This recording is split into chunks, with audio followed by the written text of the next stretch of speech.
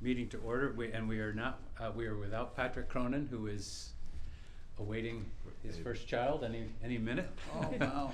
Yeah, so he has a good excuse. And I apologize that we didn't, because, I shouldn't say because, we do not have a written agenda for today, so please bear with. And we have, I think, a relatively short agenda, which is good. But I'll start with attendance.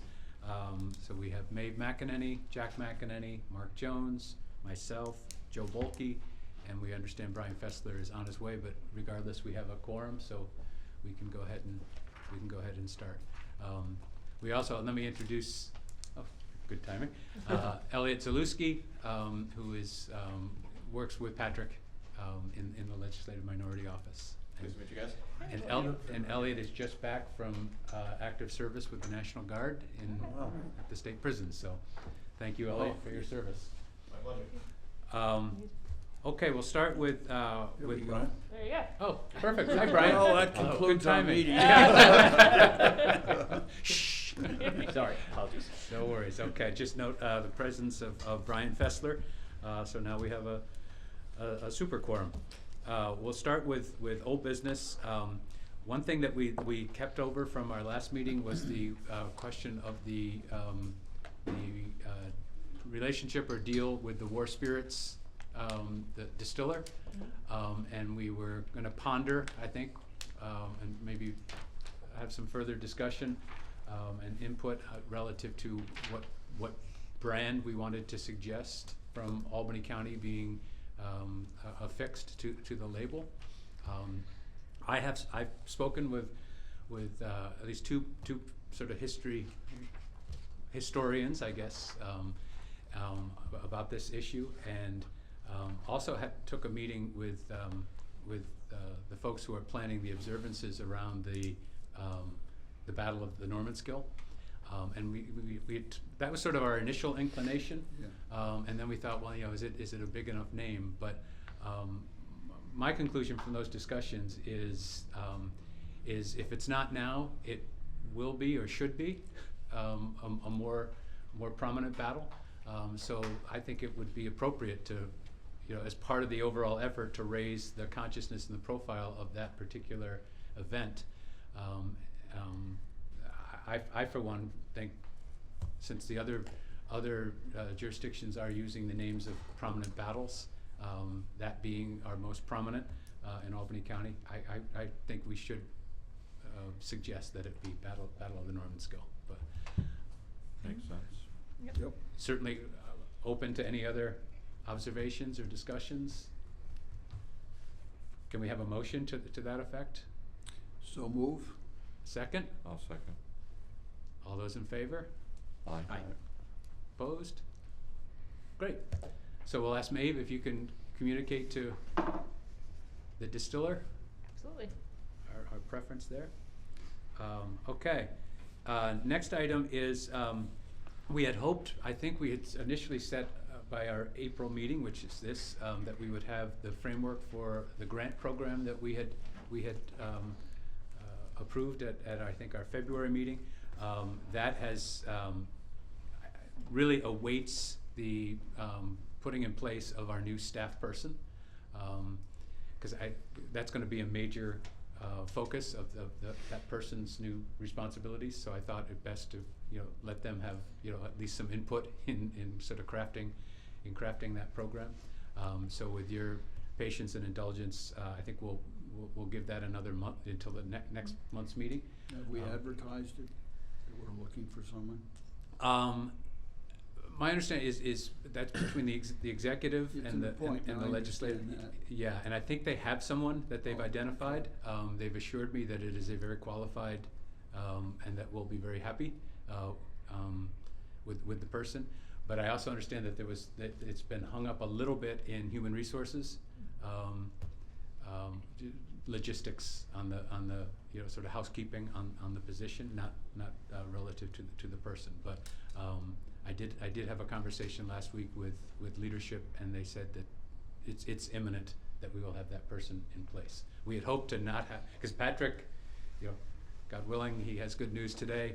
I think he's going right into paternity leave, right? Yeah, I don't think we're Immediately. gonna see him back at all. Okay, yeah, so Patrick is lost to us for the duration, so to speak. So we will have a period, hopefully not more than a week or two, where we are not serviced by staff, but hopefully that new person can sort of hit the ground running. Just with the grant, this is more just for notes, and we are getting a lot of feedback, anxiety with a lot of the gutting of the federal grant programs, particularly the ILMS. There is some 250 programming that some of our sites have been looking ahead to, which they may not be able to fund without some of these essential grants. So as we are putting out our grant, it's just something to keep in our mind is I'm sure that our partners may share that anxiety along the way, or if they're coming to us saying, this is what's happening. But there's a lot of critical funding right now that is very much in question, and there's some programming that may not happen without some of this funding that was planned for. So, do you know of any specific ones that come to historic mind? Cherry Hill. Paul Stewart could speak a little bit about Underground Railroad. I don't mean to put you on the spot, Diane, but is there anything at the Albany Institute that? Well, yeah, we were gonna go for an NEA grant, but that all's been shut down because the priority was America 250, and then they closed the National Endowment for the Arts. Yeah. So also the National Endowment for the Humanities, we're gonna go to both of those for our exhibition, and both of them an IMLS. And that impacts the state level too, because that impacts New York State Council of the Arts and Humanities New York. So they've closed their application process as well. Yeah. Could you, what is ILMS? What is that? The Institute of Museum and Library Services, Yeah. so that's one of the largest, that is the largest federal funding agency that funds museums and I libraries. see. And they give general operating support to help keep places alive, but they also fund specific projects too. Okay. Yeah. So I did just want to share that is, the anxiety is very, very high right now, and a lot of programs are very much in question. When we envisioned, and at some point we should let people know, because we said we do this starting in April, one of the things we didn't push for was matching funds. We would welcome matching funds, but that was not what we were mandating. And as it turns out, that's a good idea, because everything would be pending, wondering whether they get reactivated for matching grants. We were looking for small grants, 5,000 or less in general, for just this year. And fortunately, we're not saying there's a match. So we're looking for things that will be freestanding and not mandate a match, because God knows if there'll be any matches, or if, or when, or to what degree. So it doesn't hold us up. Yeah, Discover Albany people, with our grant, we don't have a match, and the sites do tell us thank you. At least you can Yeah. do business. Yeah. Okay, well, that's good information to keep in mind.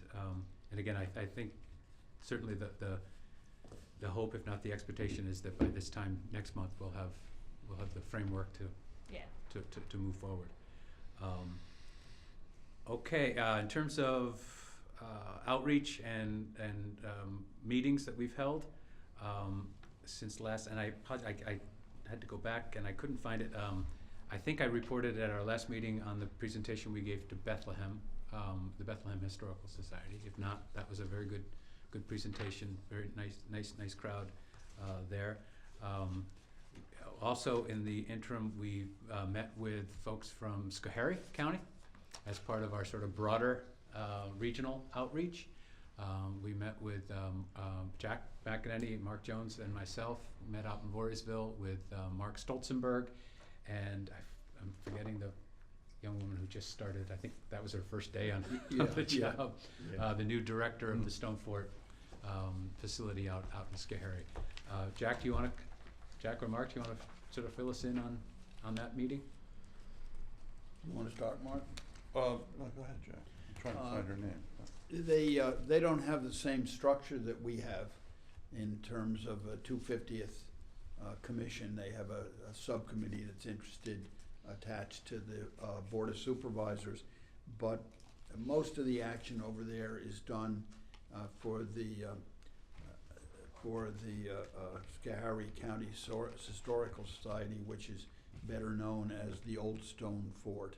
And the Old Stone Fort, which is originally a church, that's owned by the county. It actually has some staff paid for by the county, but then there's another group of buildings around there, some of which have been moved in, that are run entirely by the Historical Association. And I think the thing that, when we discussed what was going on, we talked about the idea of a Palatine Road going into Rensselaer, or into Albany County. We talked about the problem with the very active Tory resistance that was going on, raids coming from Canada, a lot of them the same people that were originally Schoharie people who were driven out and then came back.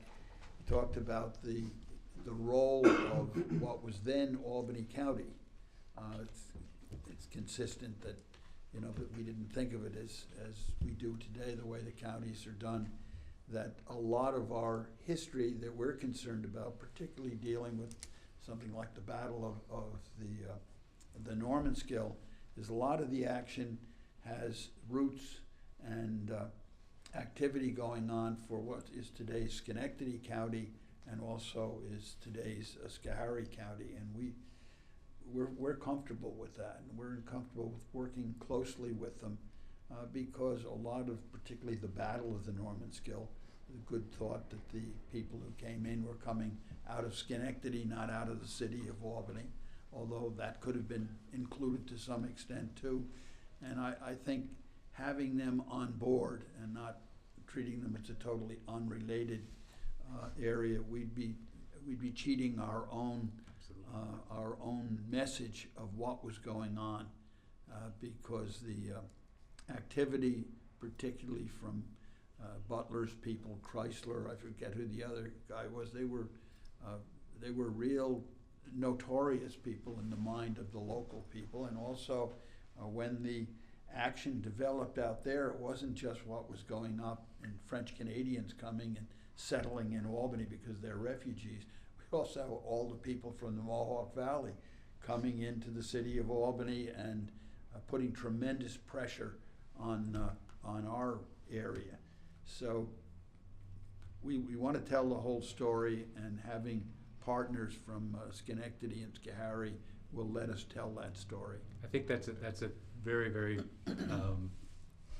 pertinent point, and I think it works to your point. It works to our benefit, right?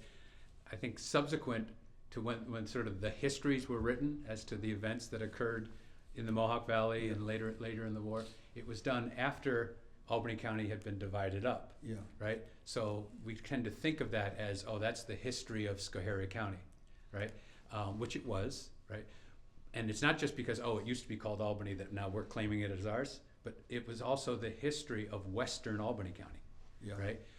So the events that subsequently became known as sort of like the leather stocking kind of events of the war bled into and were as relevant in places like, you know, Berne, Knox, Duanesburg, Schenectady County, as they were right in the heart of the Schoharie Valley. Likewise, the whole notion of that was built up and is true of Schoharie being sort of the breadbasket of the Revolution, or the granary of the Revolution.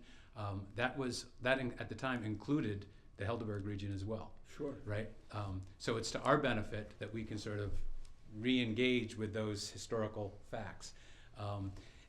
In a way, you could say, well, we're sort of poaching on their current legacy, and we talked about that, and I think they're perfectly fine with it, because we have the ability to kind of funnel, folks and visitors, right, and help them.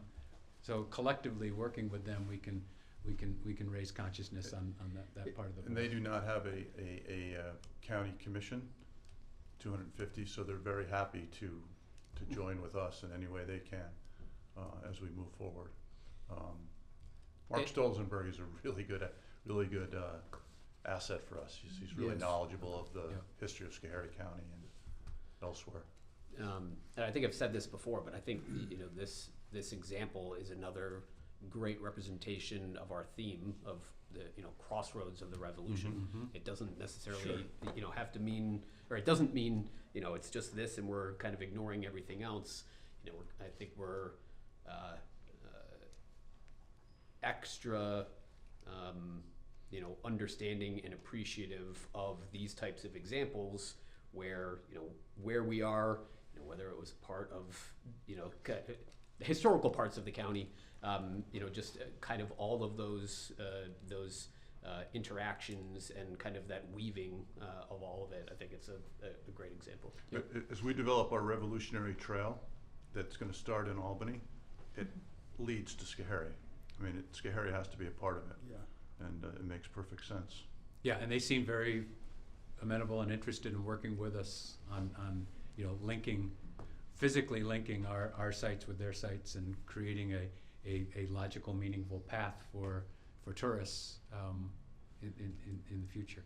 Also, specifically, they are planning a reenactment of the Battle of the Flaki, Yeah. which is a weird name, but and that was, I think it was correct, the day of or the day before the Battle of the North Mark tells me it was 2 days after. 2 days the after. Battle Okay, of well that's North actually Skull. okay. Good. Well, that's good.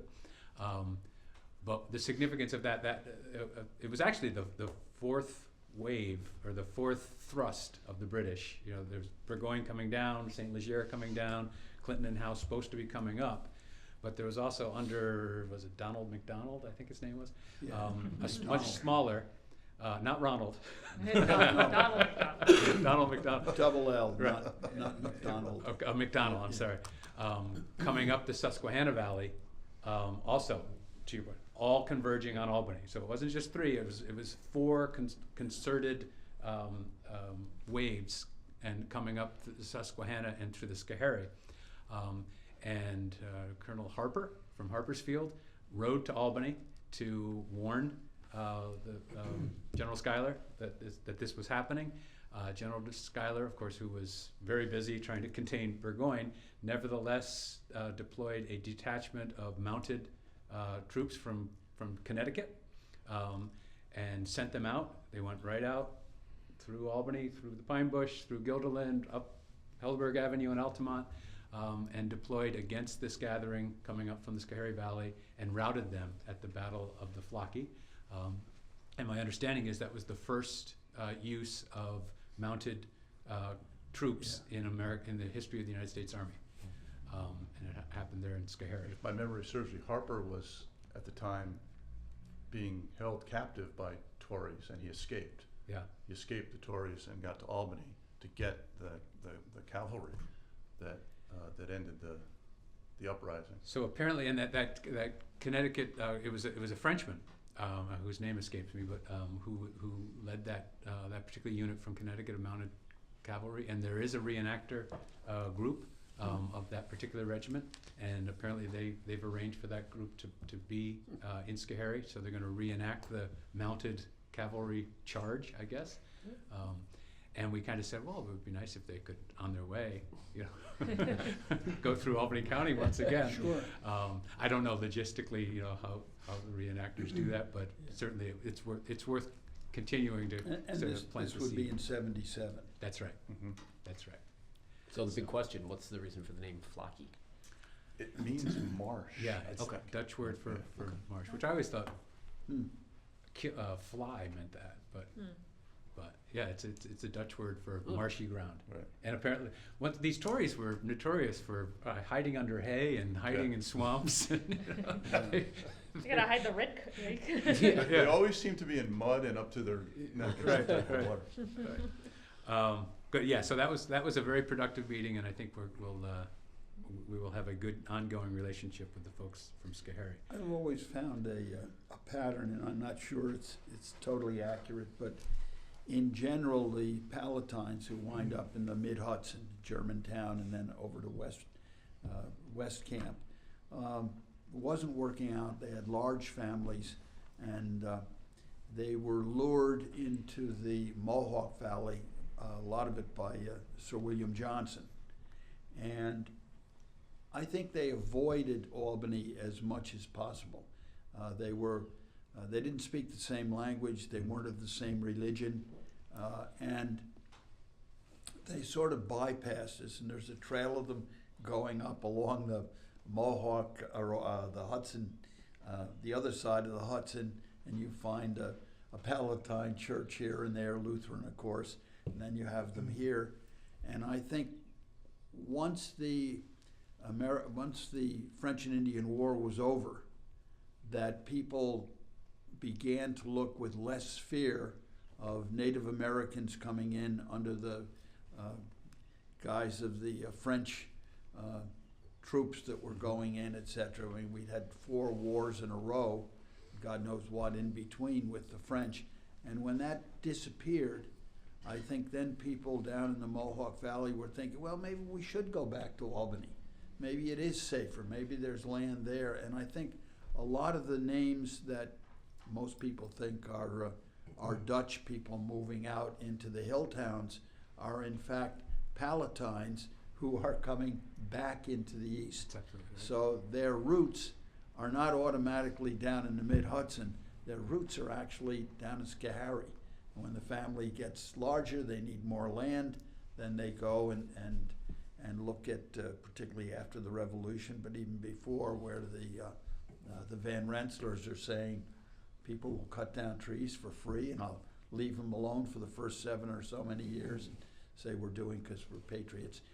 And then that whole feudal system survived. But a lot of our immigration of Lutheran, German speakers, Palatiners, they tend to be coming from the west going east, which is not what we normally think of. You're exactly right, and that's an amazing segue, Jack. You'd think we would have choreographed this, but Yeah. To the update on the next meeting we had, which is with Supervisor Russ Picorni, the supervisor of the town of Knox, which is exactly the story that you're relaying here. And the topic there was, well, certainly we wanted to apprise him of the Knox celebrations, of the Henry Knox celebrations, and see if there's any angle. Again, it's not definitive, according to the supervisor, whether the town of Knox is named after Henry Knox or John Knox, the Scottish minister, but nevertheless, it is the name of the town, so I said at the very minimum, you should be there when we observe that. But more importantly, we were set to discuss what the town of Knox's interest and involvement in celebrating the 250 anniversary, what sort of content, and we did discuss this notion of a tourist trail leading out to Schoharie, and would there be any particular bit of content or programming that they would be interested. And we did discuss actually the German role in the war, because you nailed it. That is precisely the history. It's Knox, that area was settled, backfilled from Schoharie. But I think we aligned on the other thing that's interesting about that is exactly the border between the Mohicans and the Mohawk indigenous nations, right? And you've heard me say it before, and I broken record, but we have so long neglected, particularly the Mohican contribution to our overall history, but also to the revolutionary history. And I think they have a very active service club out in the hill towns. The Kiwanis is still very, very active out there. Supervisor Picorni is is part of leadership of that group, and I think they're going to try to see if they can't come up with some content, some programming around Mohicans and their role in the war, and make that the focus of the efforts out there. I've offered to make outreach to the Stockbridge Munsee tribe, Mohican Munsee tribe out in Wisconsin. They have a cultural office. It used to be right here in Troy, actually. I think it moved to Williamstown now. I've had some difficulty getting in touch with people, but they're now, thank goodness, a relatively affluent tribe. Yeah. And they have an interest. Well, yeah. Maybe. So we did a huge Mohican exhibition I last saw year. that. I saw and that. we worked with the cultural affairs team at their reservation in Lowell, Wisconsin.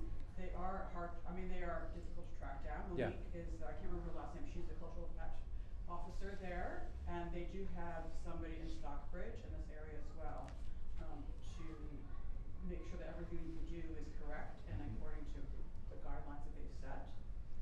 So, I don't know how much evidence they will have of their impact during the Revolutionary War. They don't have any written documentation. Their museum on the reservation is in the basement of the library. It's very small. We paid each artist that participated an artist fee. We paid to ship, we paid to pack their works to come here. You know, so it costs us quite a bit of money to get them involved. Okay. And then if you want them to come speak here, you have to pay to fly them here. It's possible. People like the story. You know, you need to find a Mohican to tell that story. Right. That's what they want. Well, and also, we have in Scary County, we have essentially the Iroquois Museum, et cetera, and they're strictly Haudenosaunee. So I think the stereotype was that when the battle occurred, you guys stay on that side of the Hudson and we'll stay on this one, and then the Mohawks took over. But apparently that didn't really happen because in areas like our hill towns in the Schoharie, it was still Mohegan territory. I don't think most of us understand that. And at what point, when all the villages are being destroyed by the American Army, are these Mohawk villages, or are there still some Mohegan villages there? I don't know the answer. Yep. And the other, of course, the Oneidas were a major player in the Yeah. war, and that's I think one of our next outreach regionally will be to Schenectady County, which now has a commission in place, and Schenectady is where the Oneidas took refuge, and there was a large encampment throughout the war of Oneidas in I didn't Schenectady. know that. Yeah, in fact, that was apparently, and we can get bogged down, but this. It's interesting. I assume we're all interested in history, or we wouldn't be here. But during the first raid in 1780, when Butler and Chrysler came, and Joseph Brant, and one of their objectives of that summer's raid was to finally wipe out the Oneidas settlement that still existed, and also to basically try to wipe them out in their camp in Schenectady as well. Brant didn't get that far, but there one source, and we're tracking this down now with Mark Stoltenberg, one source said that he, as part of that raid in early August 1780, they raided on the Normanskill and burned 20 houses and took several prisoners, which is something I'd never heard of before. So we're trying to track that down. Can I interrupt? There's a new Sure. book, I don't know if you all know, that just came out in December of last year called Clearing Iroquois, New York's Land Grab in the 1779 Campaign of the American Revolution. I went to the opening, and the book had not arrived yet. Right, so Matt Zambo, and who teaches at Hudson Valley, his wife Yep. works at the State Museum, Travis Bowman, who works at People's Island, they wrote this book. And it's just talks all about this native, about basically, you know, New York officials began planning invasions against Iroquois, the homeland of the Haudenosaunee, it goes on. But that's a book that just came out in December. Yeah. Yep. They're willing to do talks. That Yeah, would be- Dad yeah. went as our representative to go, but yeah, I mean, that would be an easy get. Yes, let's And I do it. haven't seen the book, and they spoke. They didn't mention Mohegan anywhere. It was all strictly Mohawks and Haudenosaunee. Yeah, well, let's do that outreach. We'll also do the outreach to Schenectady County, and the point, of course, is well taken. That I think it's the proper impulse on our part to seek to recognize the important role that Native Americans played in the war, but we need to do it in a culturally sensitive and appropriate way. Not us telling their story, but invite them to Yes. tell their own story, and we do that through outreach and what have you. But They have a major problem getting approval because they don't have a hierarchy where you go to one person who has sign off. Mhm. They have to contact a whole lot of people, which makes it very difficult to get a quick decision on something. so it's not run like Albany County then. No. I mean, the Swiss watch that is part of. Yeah. I don't think for next month's meeting, but I think it would be nice, even just as a, the show of good faith of having Schenectady and Albany coordinator calendars and have like a joint meeting together. Absolutely. I think would. Yeah, they Great. gave us a page, I think we have it here someplace, we were gonna share it, of all the activities they have from the Old Stone Fort people. Mhm. And It's impressive. They've Yeah. got a lot of activities going. Well, that's also a nice setup, Maeve. Thank you for the See? assist, Okay. because that's the next item, which is at our last meeting, we talked Yeah. about hosting a regional meeting. So let's try to, if we can put some meat on those bones. Again, the idea is to really sort of play off this idea of Albany being the destination, and how we can make use of our resources here to help drive awareness and traffic to the various sites, and that in turn serves our purposes because it gives us content that we can program to make something attractive for tourists to plan their trips to our county. So I'm thinking we have another upcoming from the Tourism Council, right? Yeah, that's September. That's in September. So I think if I'm remembering, we thought maybe we would try before that meeting. Is that what I'm remembering? So that we would go in fresh for the Nistia, That's right. or was it? It was before or after, but I'm feeling like it was before. Let's do it before, and then. And did we talk about like literally like the day before, or did we do it Oh, that I don't. that people could? I was thinking August in my brain, but Okay. maybe we had a different idea last month. I'd have to look at my notes. But I think we were, we were gonna talk to Devin about it too. Yeah. Like, Yeah. what did he, cause I know he offered to help us regionally. Mhm. I also know he's swamped, Yeah. but maybe that's something we pick his brain on. I I'll- think maybe that was, now that I'm like thinking it out loud, like, oh, if everyone's gonna be in Lake George at the same time. And- Right. August is a good time to host people around here. I think what we were talking about is regional, basically and again, doing off programming. If we were to, we talk about our own sort of revolutionary trail, and then actually with the meeting with Mark Stolzenberg, we talked about then having maybe a second broader one that would basically have a tourist come into Albany and maybe it's a Benedict Arnold theme, and goes to Ticonderoga, goes to Oriskany, goes to West Point, right? So sort of the wider circle. So it would make sense to at least invite the commissions that operate within that sort of wider circle, of which Albany is the hub. I guess it'd be interesting when we talk regional, and this is always the argument everywhere, what are we considering regional? Like, what's our, because there's what the state considers regional is one set of lines, and then, Yep. Yeah. so that would be, but maybe that's a Devon thing of, Again, I think it flows from the content, right? Yeah, So sure. like, what would we program for a tourist? What would make a logical itinerary that would be meaty enough to interest someone to say, oh yeah, let's book out 4 days and fly into Albany. So, and if that were the sort of criteria and the framework, I think Oriskany would definitely be included in that, Yeah. right? would we go as far as Washington County, who's been doing some great programming? Absolutely, Ticonderoga, Yeah. right? So I think that's right. Kind of pull out some of Burgoyne's old maps and figure it out. There you go. What was his theater, right?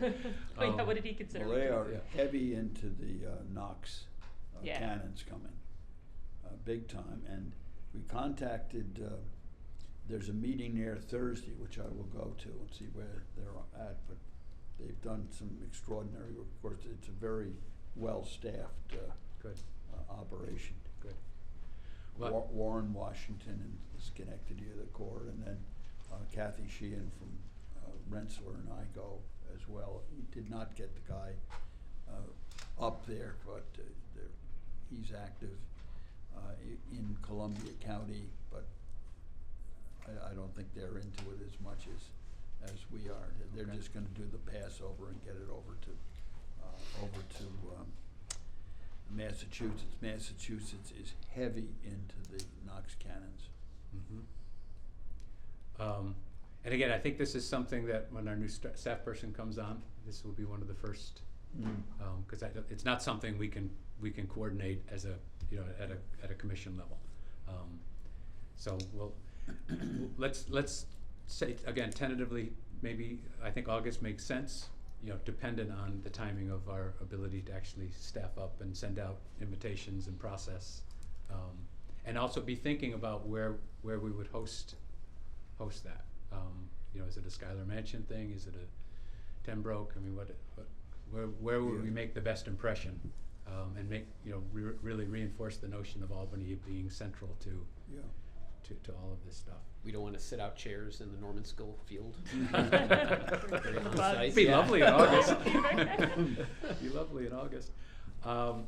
The last meeting to report on is a meeting with the group that's planning the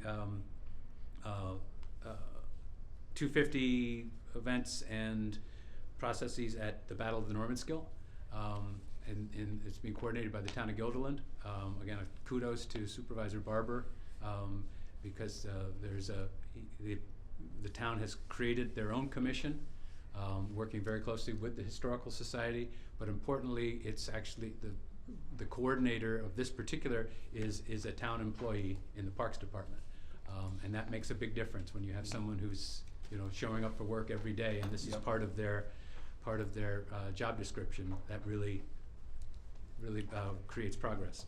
So I participated in that meeting last week, and they're making good progress. They're looking, certainly a commemoration in 2027 around the day of the battle. I think the day of the battle, I forget what day it falls on, but they want to do it so it doesn't conflict with the Altamont Fair and traffic and what have you. But they're already talking about logistics of parking and what have you. But beyond that, they're really interested and open to that whole complex out there, which the community gardens, and there's a climbing, there's a big barn and whatever, and they're taking kind of a blank slate. What can we do? We talked about the idea of a tourist trail in Albany County, and that the bar would be high in terms of the quality of the content. And giving tourists something that is really worthwhile visiting.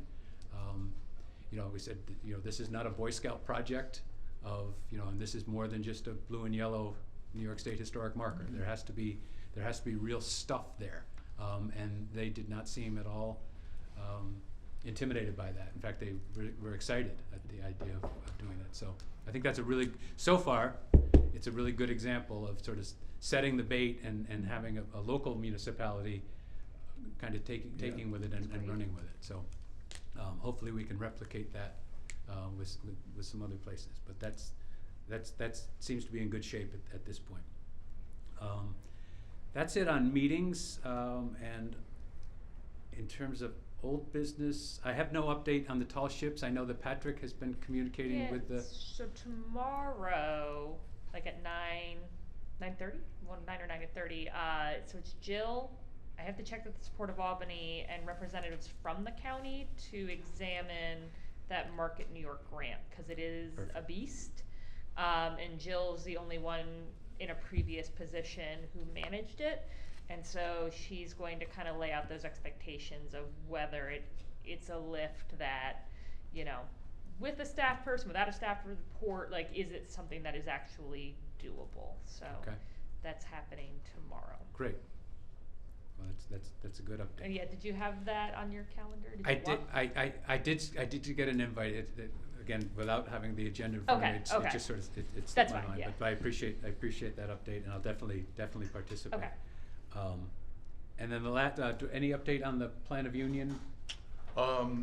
Yes, actually, the New York State Museum reached out to the British Archives a few weeks ago, and they got a positive response, which basically meant they got the paperwork sent back to initiate the process. Which, again, I'm not familiar with how this process takes place, but Jennifer Lemack, the curator at the New York State Museum, said that was actually positive news, because they can at that point just say no, but at least they responded to our. Who's the entity? I'm sorry? What's the name of the museum or the archive? Who do we deal with? In Great Britain? Yeah.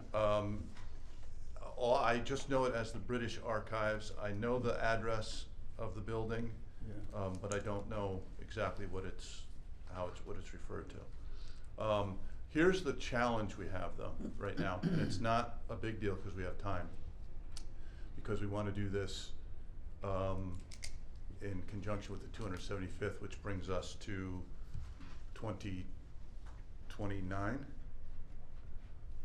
Am I doing the math? Yeah. 1754 to 7, all right, so Yep. that's, yeah, Yeah. 275. All right, so anyway, part of the process involves costs, which would be initiated by the State Museum in terms of finding the original document. And there, Jennifer took it upon herself to talk to Professor Timothy Shannon from Gettysburg College, who has written at least one book on the Albany Congress and the Albany Plan of Union, and he seems to know a lot about this document, more so than anyone else.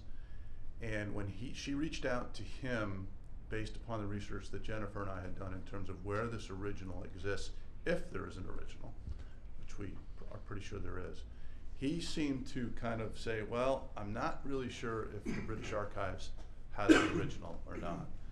So because the museum is very involved in putting together the displays for the 250th, they don't have the curators available right now to really delve into this.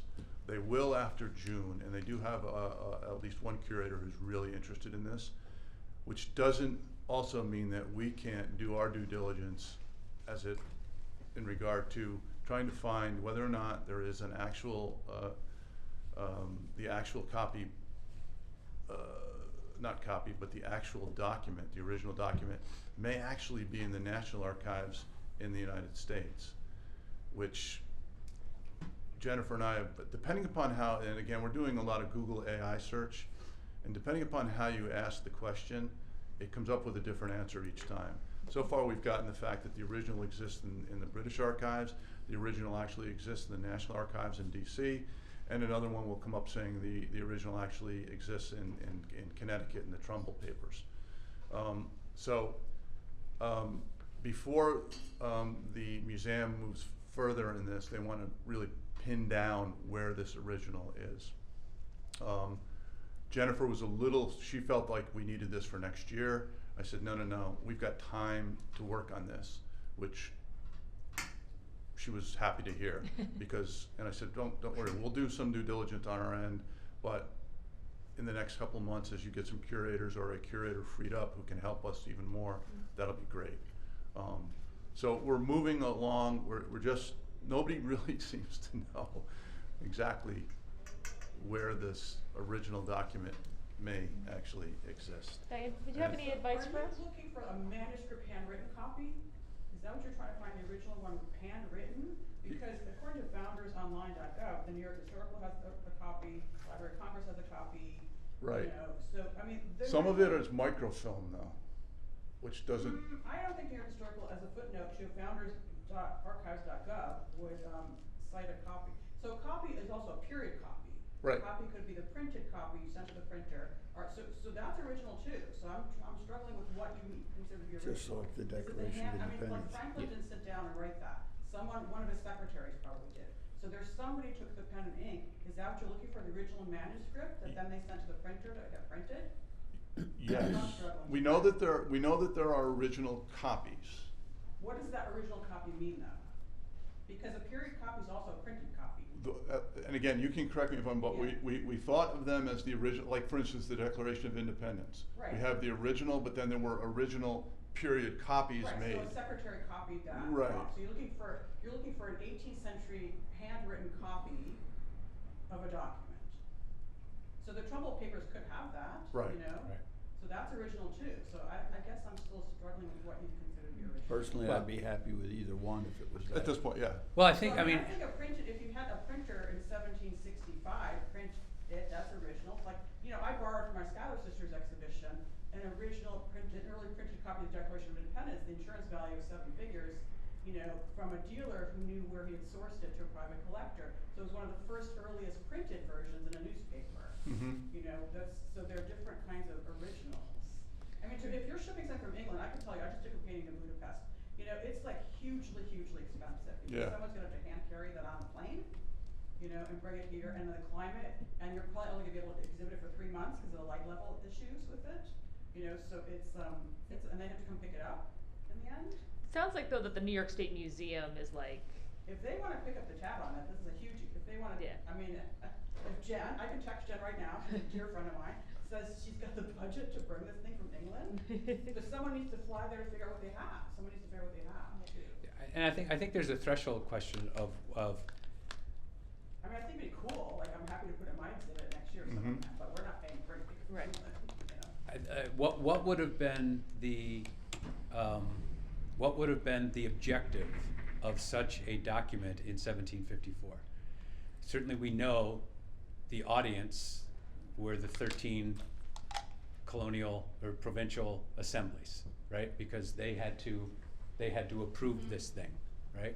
So would a document coming from this Congress that sat in Albany being sent to the provincial legislature of Delaware or Rhode Island, right? Is that what we're talking about? Right.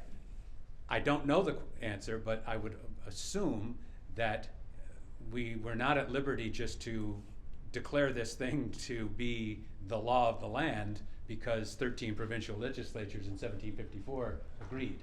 So my guess is that the real audience was the Foreign Office or the Colonial Secretary or the Board of Trade in Great Britain.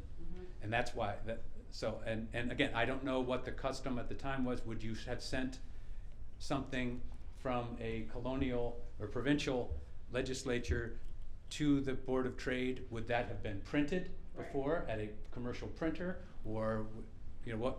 I don't know those protocols, but I think those are the types of threshold issues that need to be. So here, according to foundersonline.gov, which is my source because that's the National Archives, the Albany Planning Union copy, Public Records Office, London, also copies Rhode Island Archives, John Carter Brown Library, New York State Library, Maryland Hall of Records, Library of Congress, New York, New York Historical Society, Boston University Library, American Philosophical Society as a fragment.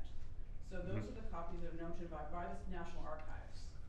So The New York State Library is the one that only has it on microfilm. They don't actually have a copy because we did check with them, but. So it's good that we have. But those time. are our references also, Yeah. so, Yeah. yeah. Yeah, it's good that we have time because Yes. it's complicated. And so, I mean, I love seeing the authentic thing, that's why I bring authentic things out, I believe in the power of the object. Mhm. So is the power of the object to bring that here because you think people are gonna think it's cool to see? I mean, so what is you have to justify the cost of bringing something like that to Albany, and I get it, cause that's what I do every single day, and I've been doing this for 30 years in this profession. So, and you have to decide who cares. We decide that every day before we spend the money to get, like, who cares, who's gonna see it? Is there gonna be a paywall to see it, are the hours gonna be limited, it's all like stuff that we can think about every day. Mhm. For the And- Dungan charter, we took the charter and put it in City Hall. It was a big deal. It was the original. Yeah, so security is a really big Yeah. issue for these things. Yeah. We deal with that every day. Alarm cases, security screws, security guards in the rooms. With this was easy because we own it. Right, Yeah. yeah. But something that's owned by somebody else has a lot of different layers. I guess. And I'm not trying to shoot it down. I think it'd be cool Yeah. to bring it here. I guess that's what Jen Lamack would be. So if Jen Lamack is already thinking ahead to it, Yeah. they're probably already, trying to figure out where to slot it into Mhm. Whatever something. they're doing. Whatever yeah. they're doing. Yeah. Mhm. Yeah. And I don't know when their exhibit opens. Like our exhibit opens next year. Yeah. In the fall of next year. So we're not gonna wait. Because it's really the road to the Declaration, like the American Museum of the Revolution in Philadelphia. They already got a show from it. It's called Road to the Revolution, Road to the Declaration. We care because Robert Livingston, who's on the committee of 5 who drafted the Declaration of Independence, was our first president here at the Albany Institute. So that whole Claremont, Hudson Valley story is incredibly important because 5 guys chosen. Robert Livingston, a New Yorker, was on the committee. Mhm. He was brought back to New York. He couldn't sign it. His cousin William Livingston signed it instead from New Jersey. But that's what I'm thinking, like in terms of what I'm working on, all the all these different figures, kind of. And I actually talked to Philip Morris at Proctor's to see if he could bring Hamilton back for next fall as a musical, because when it was here the first time, it did well for us as well. I ran into Philip at a meeting. I was like, look, you need to do this. That would be So he's like, amazing. oh, I hadn't thought of that. I'm like, yes, you need to bring Hamilton back next fall. Well, we're very good at transitions today because Sorry. the transition is actually to our hosts. And that I think concludes the discussion Yeah. of old business. So and there's only some small items under new business. So perhaps you could kind of give us a little bit of background of what you folks are working on, what you have in the works. So we've got 5 exhibits before that one, because we have been thinking, because we thought there was so little money available and everybody's funding had shifted to America 250, New York 250, that we would put together an exhibition for probably opening September of 26. The exact date's not set yet, because like I said, we've got 5 exhibits before that one, related to the 18th century life in Albany, because it's also not just about the battles, it's also about when you look at the newspapers of the period, which we have many in storage of, what products were available to people, what they were eating, what they were drinking, where they were worshiping, you know, what life was like for an average person around 1780 in Albany, you know, and tying it into, like many years ago, into the Schuyler Sisters exhibit, because I'm a Hamilton musical fan, and that was very popular. There are many new books coming out about Angelica Schuyler. We know because people ask us to use the painting of her on their books, and I'm the only one that knows that she knows that painting, because it's a private collection. So we are gearing up towards, you know, we have great stuff. We have Washington's line stuff. I mean, this is a collection that's been formed for hundreds of years. So we have many, many maps from this period of time of the theater of war, the Théâtre de Guerre, that were published in France and England in this period of time that we will show. We've shown them in a map exhibit I curated a couple of years ago, because you can see Saratoga spelled a gazillion different ways. These are all the maps created so the British would know what was happening. We have many of those maps. People love maps. We don't have like military regalia here. We have some powder horns. It's not what we collect. If we need to collect that, we call the Military Museum of Saratoga to borrow it. You know, but for me, it's about what daily life was like, what you could see walking down the street. You know, Hamilton was here, Burr was here, they're all here. And the Dutch founding fathers. I mean, that also helps us get money out of the Dutch Culture USA if we focus on Dutch founding fathers, because everybody in the Virginia were, you know, English-focused founding fathers, but we have Schuyler, we have a lot of the Gansevoorts, Ten Broeks, all these, even Livingston, his mother was, Robert Livingston's mother was a Beekman, she was Dutch. So there's also a spin to focus on the Dutch founding fathers of this era, for me in particular. And then we have 4 prints of the battles of Lexington and Concord that were printed in 1775, shortly after the By Amos Doolittle. Ralph Earl sketched them. They were both there, the artist, Ralph Earl, and the artist also. Amos Doolittle, they sketched the scenes that they were engraved. They're very rare. Everything Red War is going up at auction prices astronomically right now.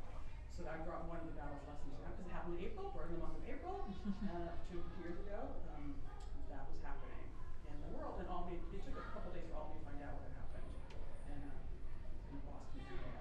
And I brought out, we have a lot of broadsides that DeWitt Clinton collected, a huge collection of broadsides, and I brought out one from about October 1777, which basically reports on what's happening in Saratoga. The next, you know, there was Richmond, Philadelphia, because we also heard about how news traveled around the colony.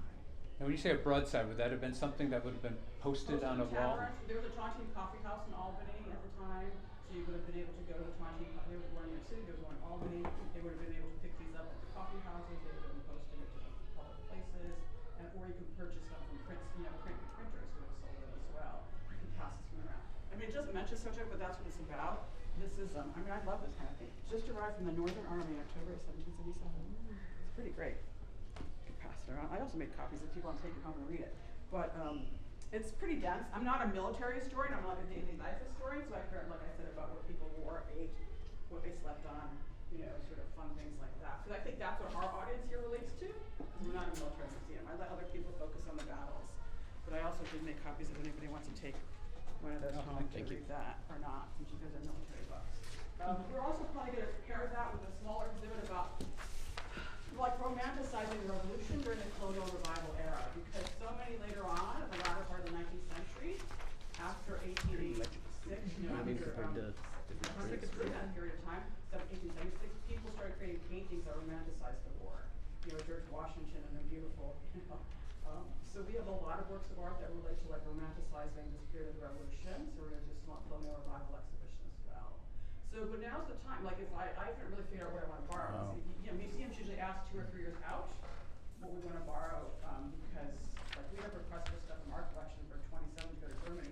You know, we get requests. Our stuff is on the road all the time, and so if I want to reserve some really great thing, I have to look at the budget, figure out whether I want to bring a rare copy of Declaration of Independence to Albany. Because there's a dealer we work with named Seth Calla who is he'll create the Gilda Larimer collection, which is a lot of it's in New York Historical right now, and he knows where these rare copies of things are. And he's also working with American State Literature, there's one in Salem, to bring these documents around the country, really, over the next few years. So we don't have a title yet, but I'm glad to know you're calling this Crossroads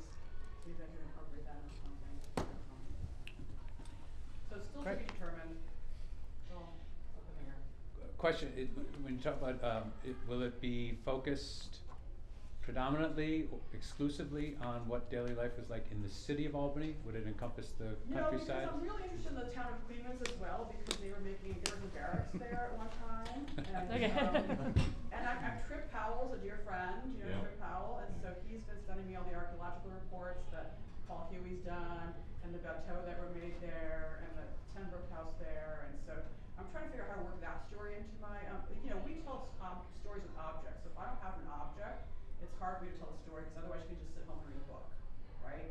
So Tripp said he has some Hessian, you know, Hessian, some sort of fire dogs or something, or andirons. I don't know what I'm gonna do with Clemens, but I wanna include stuff like that. I'm working with Christine Velosin, the curator at Saratoga, at the state park up there, but all curators know each other, you know? So we're all figuring out how we can all work together to tell, these interesting stories. Because Skylar's sending lumber down from this, you know, house in Saratoga to build Hamilton's house, and, you know, so there's lots of, you can't just talk about this. And I was curator at Claremont for many years, so that Hudson Valley piece is really important to me as well, the Kinderhook connection, the Claremont connection, so Montgomery Place connection, stuff where Richard Montgomery's widow lived, you know, all this kind of stuff is really, and I was director of John J. Homestead, so this founding period of time is really cool for me to focus on. So it's more than just all me. Yeah. Well, a couple of the themes that we've discussed that perhaps sort of plant a seed if there's an opportunity to find some objects, borrow some objects. One is certainly, and Jack, you've mentioned this, is the extent to which Albany was defined by refugees, particularly in the summer of 1777.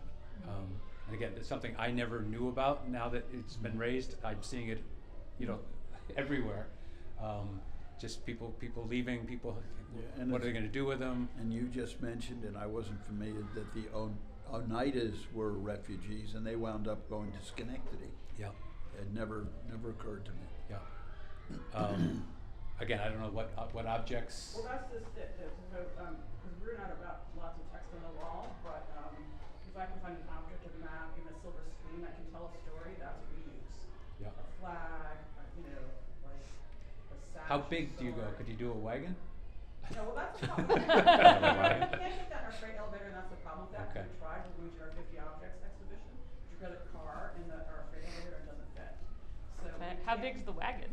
Like, I don't know wagons specifically, but you just come across all the time. Like, Oh. wagons were constantly being impressed, Right, and we had you a, know, and going back and forth to up cannon in north. our galleries, you know, so we've had cannon, like we borrowed the cannon from Saratoga Battlefield, and then we borrowed, I think, a cannon for the 50 Objects exhibition, from State Museum, something like that.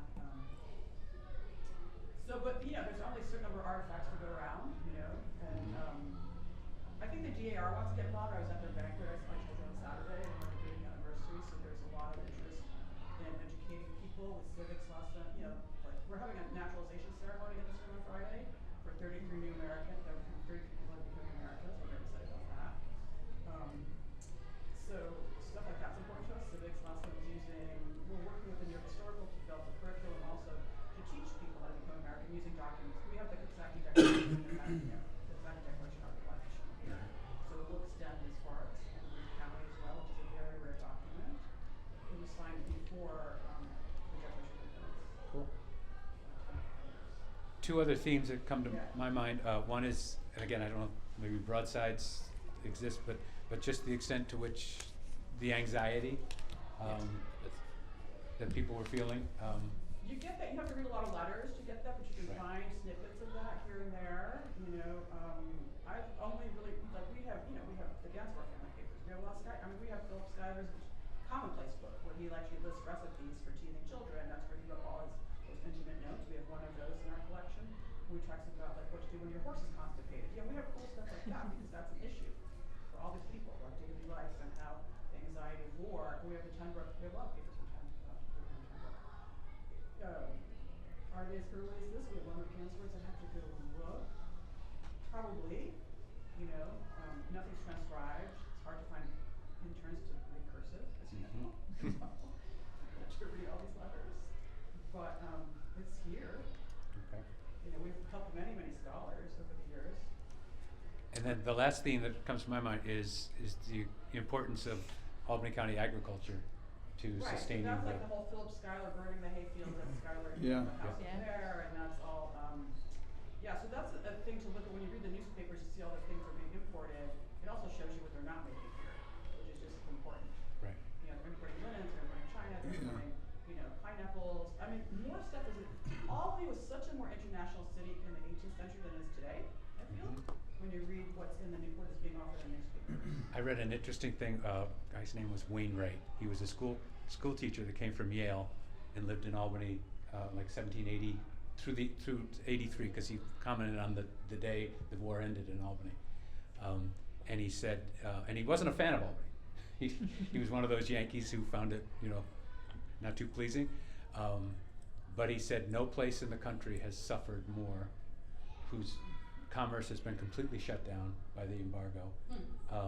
And he went, very eloquently said just how much Albany had suffered.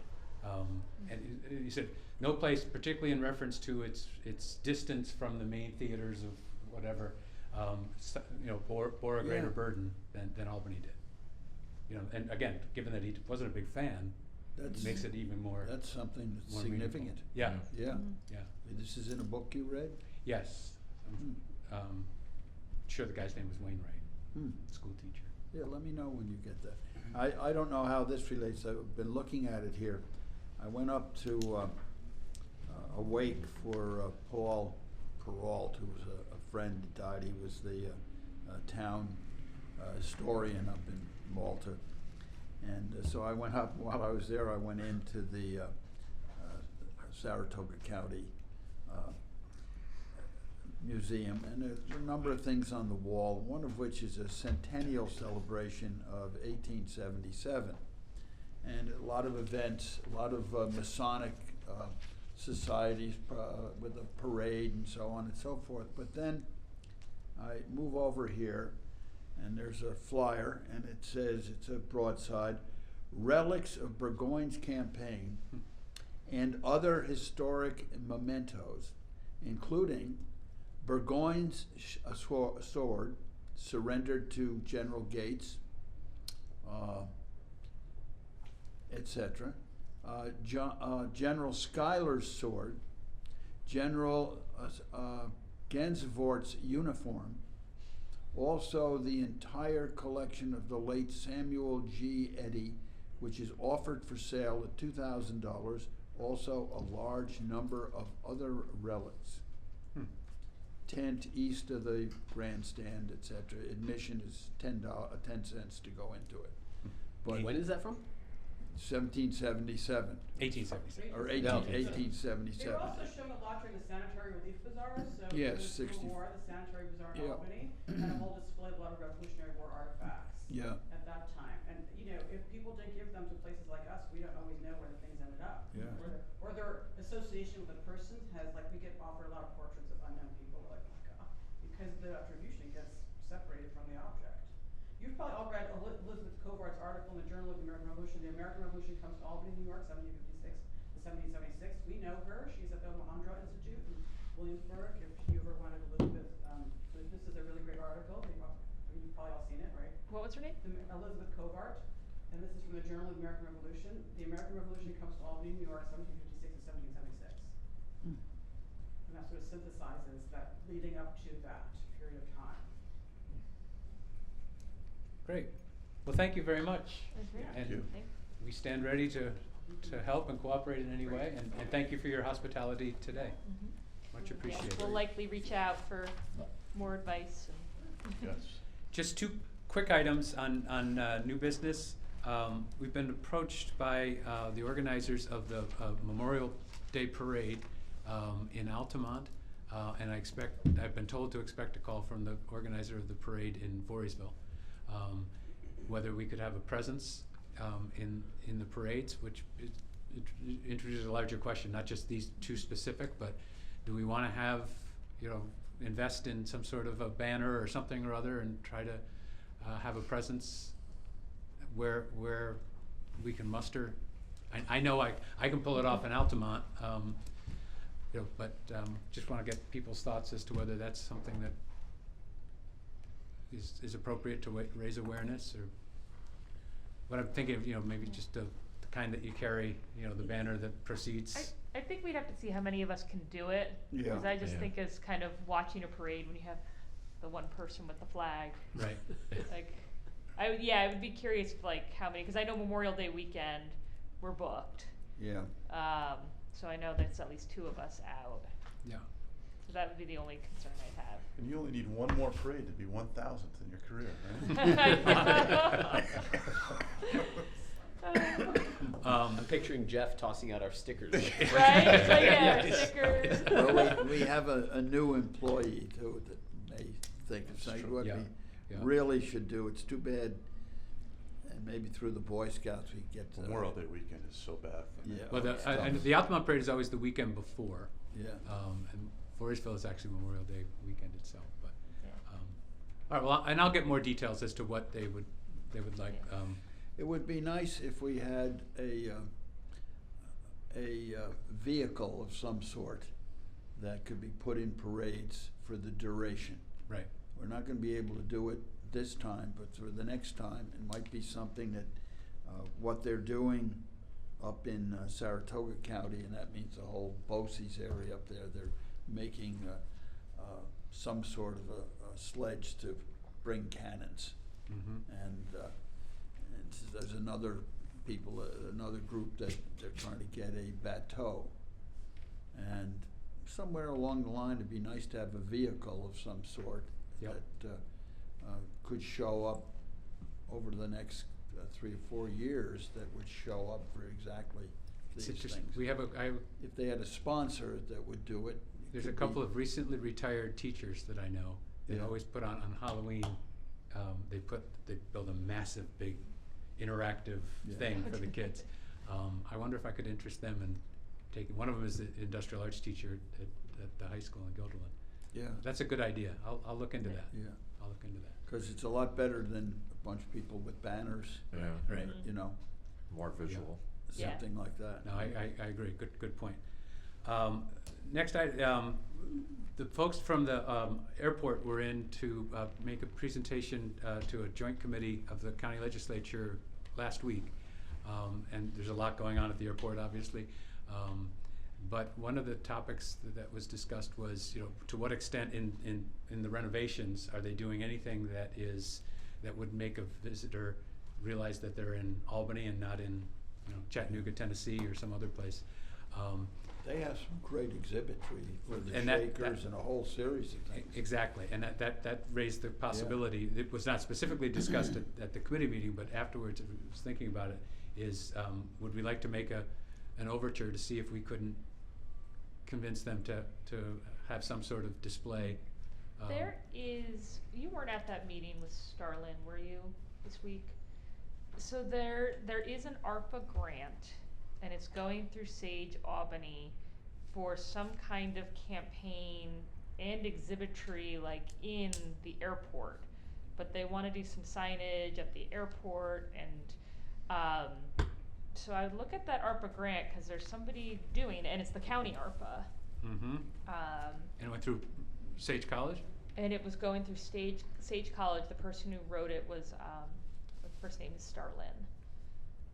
Okay, And, yeah, I would read that, and I'd be curious to read that grant too, cause I sat in on the meeting, and we weren't named in the grant, but they're like, Discover Albany, come on in, and, I was trying to kind of figure out, like, where they, focus-wise, what they wanna focus on. Right now, they're doing contemporary art, but it is pulling in, I'm trying to think, it was at that meeting, like, the Shakers were there, the Apollo Gallery is there, but I would take a look at that, cause they Okay. kind of have their, and then there's the airport, the museum there, Kathy Greenwood was there too, so.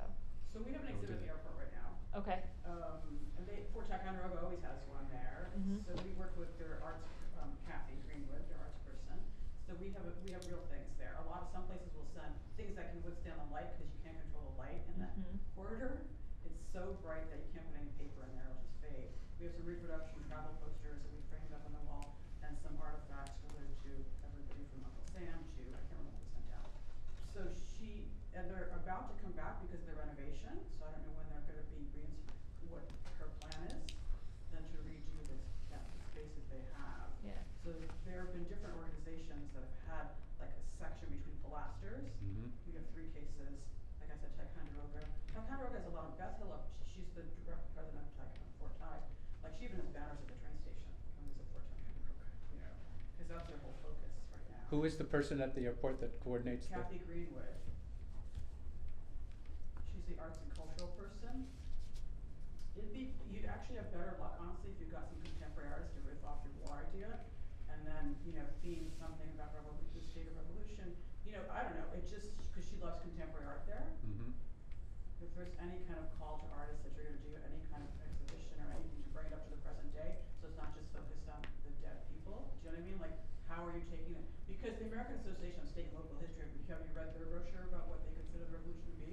So they put out an entire publication about how they see the revolution should be celebrated. ASLH has. And it's, New York is a state of revolutions, not just the American Revolutionary War, but a state of Stonewalls, gay rights, suffrage for Seneca Falls. So they've expanded the idea of revolution to include, that's what the American Association of State and Local History has done. Mm-hmm. For everybody, you know, that way, so that you're just not living in the past, but you're thinking about the future and the fact that this country has had so many other revolutions. Yeah, we did. It's better. Yeah. Yeah, Paul brought the. Yeah, that's right. So Yeah. so people are interpreting it different ways, Mhm. so you know what I mean? Mhm.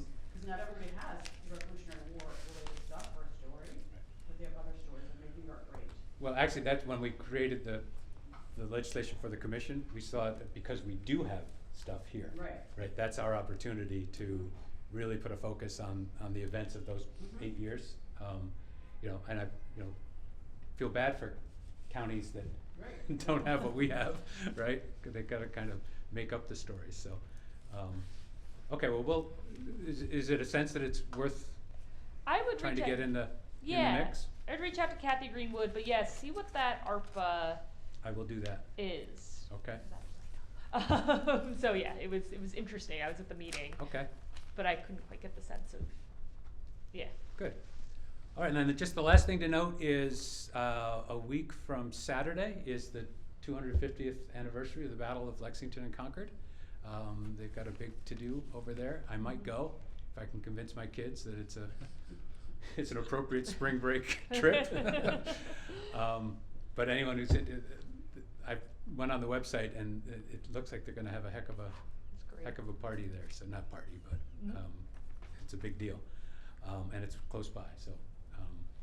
With that, our next meeting, I'd make a suggestion that perhaps, we've not done anything yet in Colony. Perhaps we could reach out to the Shaker site. If my recollection serves me, the Shakers came here in 1776, That's right. right? Yeah. 74, okay. You know, the whole topic of Shakers and Quakers and Yeah. what they did or what they didn't do during the Revolution is an interesting one. You know, of course, Albany County, that's our heritage there, so. Sure. If it's pleasing to everybody, I think I'll reach out to the Be Shaker great. Yeah. Society Yep. and see if we can. Do you have her contact? I don't have, I Yeah. can get it. Yeah. One thing Anna. left over from the previous meeting, to get the mayor to make a decision where Skylar is going to be. And while we can think about that in the form of a formal letter, I will take it on myself to talk to the mayor within the next day or so. Okay, good. Because it's a shame for it to meet the American Revolution, we don't have it. For sure. For another future site, and it's an odd one because it doesn't officially, the USS Slater was interested in having us. Good. Which sounded like a fun summer one. Good. I'm also gonna suggest in the summer, maybe July or August, Thatcher Park, the Yes. visitor center That'd be there. great. Cause they have a concentration of Revolutionary era sites there. You don't think of it, but the content is there, so. Now, did we hang Salisbury or was he just shot? I or think we'll thrown designate over you the to end? play the role of Jacob Fosbury, Jack. He We haven't also done a has- recreation one yet too, so that's good. Yep. Yeah. Good. Great. Well, thank you all. Have good thoughts for Patrick and his wife. Yes. It'll be a happy occasion to today's the due date. celebrate. Saturday, I think. Saturday, Oh, is okay. the due date. Yeah. Yeah, so, Good. great. Do we have a motion to adjourn? So moved. I'll second. All in favor? Aye. So adjourned. Thank you. Yeah.